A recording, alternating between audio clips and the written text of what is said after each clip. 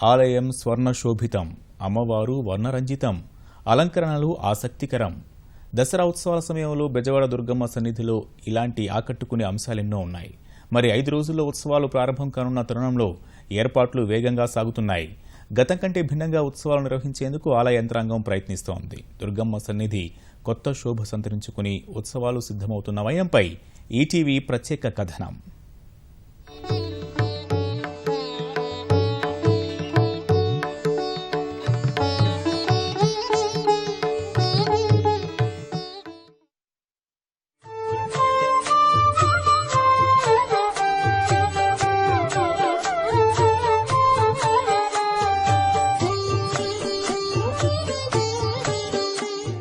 బెజవాడ ఇంద్రకీలాద్రి దసరా వేడుకలకు సిద్ధమవుతోంది. మైసూర్ తరహాలో ఉత్సవాలు నిర్వహించేందుకు అధికారులు ఏర్పాట్లు చేస్తున్నారు. అమ్మవారి ఆలయాన్ని ఆకట్టుకునేలా తీర్చిదిద్దుతున్నారు. భక్తుల సహకారంతో ₹1,00,00,000 వ్యయం చేసి అమ్మవారి గర్భగుడిని స్వర్ణ తాపడం చేయించారు. ఆలయ ద్వారబంధాలు, తలుపులు, గోడలను బంగారుమయం చేశారు.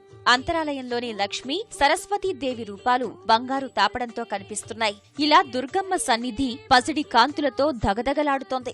గతంలో గర్భాలయానికి వెండి తాపడంతో తలుపులుండేవి. ఇప్పుడు వాటి స్థానంలో బంగారు తలుపులొచ్చాయి. కొత్త మంగళ వాయిద్యాలను కొనుగోలు చేశారు.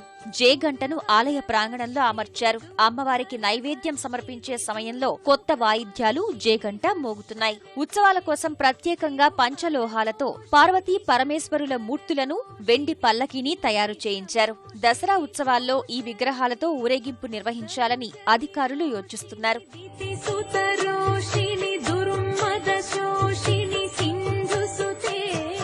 గుడి ద్వారబంధం పైన గజలక్ష్మిలతో, అలాగే గడప, లోపలున్న సరస్వతి లక్ష్మీదేవి, అట్లాగే లోపల మెయిన్ డోర్కున్న తలుపులు, ఇవన్నీ కూడా స్వర్ణమలంతో కొత్తగా చేయించినవి అమర్చడం జరిగింది. యుఎస్ నుంచి కూడా ఒక భక్తురాలు, మాకు డాక్టర్, ఆవిడ కూడా పేరు చెప్పొద్దని చెప్పారు.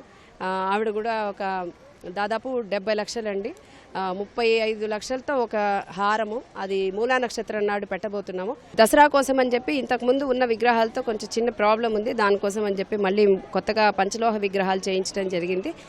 వాటి పూర్తి స్థాయిలో వినియోగించామా లేదా అన్నది మాకు ఇంకా ప్రశ్నార్థకమే. బట్ వీలైనంత మటుకు దాన్ని ప్రాణప్రతిష్ఠ చేయించి దసరాల్లోనే వాటి వినియోగంలోకి తీసుకొస్తాము. అమ్మవారికి స్వర్ణ కవచం, వజ్ర కిరీటాలు, కంఠాభరణాలు, 7 వారాల నగలు కొత్తవి చేయించారు. దసరా ఉత్సవాల నుంచి ఈ నగలు ధరించి అమ్మవారు భక్తులకు దర్శనమిస్తారు. ఈ ఏడాది 11 రోజుల పాటు దసరా ఉత్సవాలు జరుగుతాయి. కృష్ణా పుష్కరాలు జరిగిన ఏడాది 11 రూపాల్లో అమ్మవారు దర్శనమివ్వడం ఆనవాయితీగా వస్తోంది.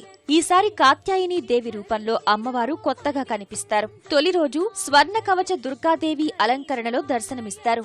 అమ్మవారికి 4 కోట్ల రూపాయలతో ఓ భక్తుడు స్వర్ణ కవచం చేయించాడు. 11 రోజులు 11 రంగుల చీరలతో దుర్గమ్మను అలంకరిస్తారు.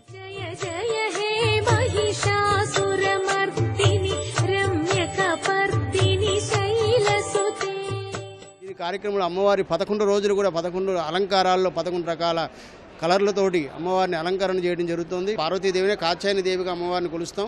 ఈ కాత్యాయని అమ్మవారి యొక్క విశిష్టత చేకూర్చి అందరూ వ్రతాలు కూడా చేస్తారు.